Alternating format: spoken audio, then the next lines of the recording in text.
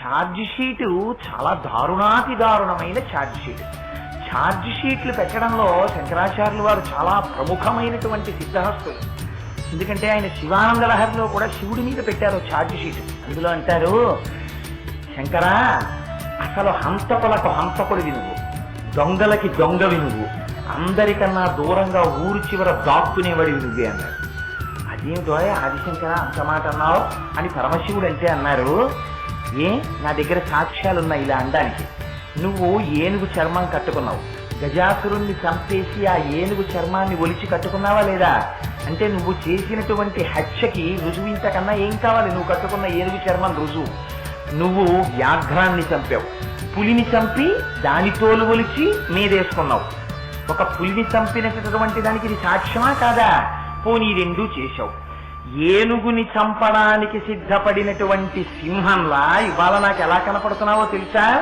ఒక ఏనుగుని ఒక పులిని చంపేసినటువంటి సింహం ఇంకో జింకని కూడా పట్టుకు తినడానికని ఎగబడి ఒక జింకని పట్టుకున్న సింహం ఎలా ఉంటుందో నాకు అలా కనపడుతున్నావు నువ్వు. ఎందుకని? శంకరుడికి ధ్యాన శ్లోకం ఒకటి ఉంది. ధవళవపుషం ఇందోర్ మండలే సన్నివిష్టం భుజగవలయహారం భస్మదిగ్ధాంగమీశం హృదయ పరశుపాణిం చారుచంద్రార్థమౌళిం హృదయ కమల మధ్యే సంతతం చింతయామి. ఆయన ఒక చేత్తో హరిణాన్ని పట్టుకుంటారు, లేడీ. ఏం స్వామి, ఆ చేతిలో లేడీని పట్టుకుని నిన్ను చూస్తుంటే నువ్వు ఇదిగో ఇన్ని హత్యలు చేసి ఇన్ని దొంగతనాలు చేసి ఊరు చివర మంచు పర్వతాలకున్నటువంటి గుహలలో దాక్కునే వేటగాడివని నాకు అనిపిస్తోందన్నారు. నువ్వు సింహాన్ని అనిపిస్తోందన్నారు. నువ్వు పంచాస్యాన్ని అనిపిస్తోందన్నారు. పంచాస్యం అంటే 5 ముఖములు ఉన్నది. అదే సజ్జోజాత అఘోర సత్పురుష వామదేవ ఈశానములనేటటువంటి 5 ముఖములు కలిగినటువంటి పరమశివుణ్ణి నిందాస్తుతి చేశారు శంకరాచార్యుల వారు. అంటే పైకి స్తోత్రం, కానీ లోపల మాత్రం పైకి చూస్తే ఏదో నింద చేస్తున్నట్టు ఉంటుంది. పరమశివుణ్ణి పట్టుకుని నిందిస్తున్నారా అన్నట్టుగా ఉంటుంది. లోపల మాత్రం ఆయనకి సంబంధించి గొప్ప వైభవోపేతంగా ఆయన్ని వర్ణిస్తున్నారు. అలా ఇవాళ అమ్మవారి దగ్గరికి వచ్చి అంటారు శంకర్లు, అమ్మ నిన్ను చూస్తే నువ్వు దొంగతనం చేశావని అనుమానంగా ఉందమ్మా అన్నారు. అయితే చిత్రం ఏమిటంటే ఈ శ్లోకాన్ని మీరు వేరొక అర్థంలో వచ్చి చదవడం మొదలు పెట్టారనుకోండి, ఎందుకు శంకరాచార్యులు వారు ఈ మాట అన్నారు అని మీరు ఆలోచిస్తే ఇందులో గొప్ప రహస్యాలు బయటకు వస్తాయి. ఇది స్తోత్రం. పైకి ఏమీ తెలియనట్టు ఈ మాటలు అంటారు.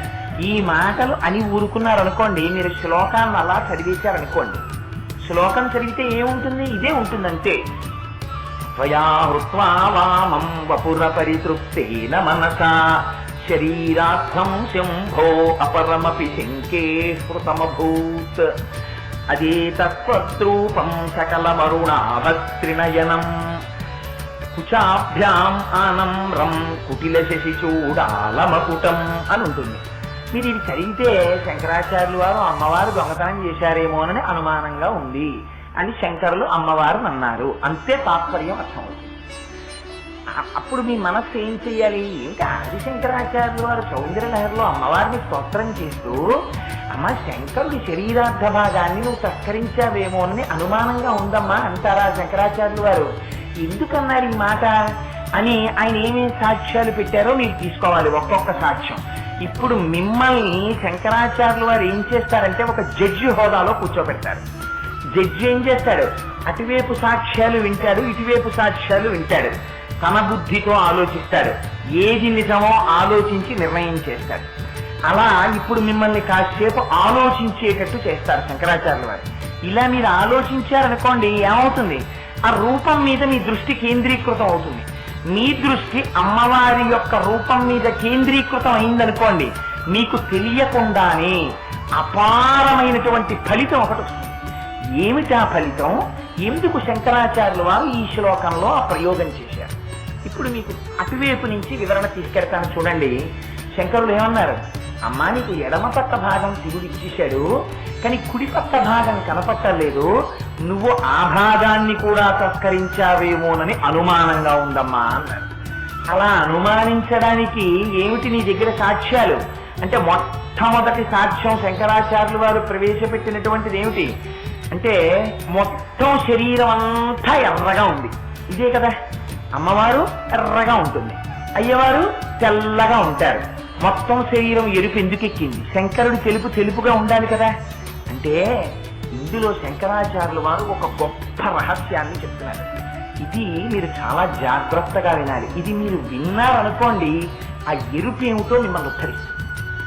ఈ ఎరుపు చెప్పడానికే ఒకటికి 10 మాటలు వ్యాస భగవానుడు అమ్మవారు ఎరుపు, అమ్మవారు ఎరుపు, అమ్మవారు ఎరుపు అంటారు. మీరు చూడండి, అమ్మవారు ఆవిర్భవించే ముందు ఉజ్జద్భాను సహస్రాభా చతుర్బాహు సమన్విత అంటారు. 1000 మంది సూర్యులు ఒక్కసారి ఉదయిస్తే ఎలా ఉంటుందో అంతటి ఎర్రతనం ఆకాశం అంతా వచ్చేసింది అంటారు. సదోదిత అరుణాదిత్యపాతల. అమ్మవారి గురించి ఎక్కడ చెప్పినా రక్తం, లేకపోతే దానిమ్మ గింజ, ఇలాంటి వాటినే ఉపమానాలుగా వేస్తారు. అన్ని ఎరుపు చెప్తారు. ఇక్కడ శంకరాచార్యుల వారు కూడా మొత్తం ఎరుపు రంగే కనపడుతోందన్నారు. ఎందుకు ఆ మాట అన్నారో రహస్యం ఏమిటో చూడండి. మీకు అసలు కిరణముల యొక్క రంగు తెలుపు. మీరు రెండింటిని ప్రపంచంలో రంగులని పిలవకూడదు. ఏవవి? తెలుపు రంగు కాదు, నలుపు రంగు కాదు. చాలా జాగ్రత్తగా వినాలి. అందుకే స్ఫటికలింగాన్ని అర్చన చేస్తారు పీఠాధిపతులు. స్ఫటికలింగం ఏం చేస్తుంది? తెల్లగా ఉంటుంది. తెలుపు రంగు కాదు, నలుపు రంగు కాదు. తెలుపు ఏం చేస్తుందంటే అన్ని తెలుపులో ఉంటాయి. ఆ తెలుపులో ఎన్ని రంగులు ఉంటాయి? 7 రంగులు ఉంటాయి. మనం చిన్నప్పుడు నేర్చుకుంటాం. విబ్జిఆర్ అని, violet, IndiGo, blue, green, yellow, orange, red అని 7 రంగులు ఉంటాయి. ఈ 7 రంగులు తెల్లటి కిరణంలోంచి విడివిడిపోతాయి. ఎప్పుడు విడివిడిపోతాయి? మీరు చాలా జాగ్రత్తగా గమనించాలి. 7 రంగులలోనూ కూడా చిట్ట చివరి రంగు అయినటువంటి 6 ఉంది చూసారా, రెడ్, ఎరుపు ముందు విడివడుతుంది. ఎరుపు ముందు విడివడిపోగానే మిగిలిన 6 రంగులు విడిపోతాయి. విడిపోయి 6 రంగులు. ఈ ఎరుపు విడివడడం అంటే ఏమిటో తెలుసా అండి? తెలుపు పరమశివుడు.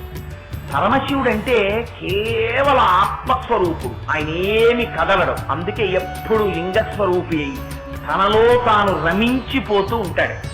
రమించిపోతూ ఉండేటటువంటి ఆత్మస్వరూపమైన శంకరుడిలో అమ్మవారు శక్తి స్వరూపమై కదలిక తీసుకొస్తుంది. కదలిక తీసుకొచ్చి అదే స్పందితుమపి అన్నారు మొదటి శ్లోకంలో. తెచ్చి అయ్యవారికి బోలెడంత ప్రపంచంగా విస్తరిల్లాలన్న కోరిక పుట్టిస్తుంది. పుట్టించి ఈ ప్రపంచంగా ఆవిడ విస్తరిల్లుతుంది. ఆ ఎరుపు మొట్టమొదట బయటికి వస్తుంది. వచ్చి ఆ ఎరుపే మిగిలిన రంగులన్నింటినీ బయటికి తెస్తుంది. అంటే మిగిలిన రంగులంటే ఆ ఎరుపే మిగిలిన రంగులు అయిపోవడం అంటే ఈ ప్రపంచాన్నంతటినీ అమ్మవారు ఇన్ని రకాలుగా సృష్టిస్తుంది.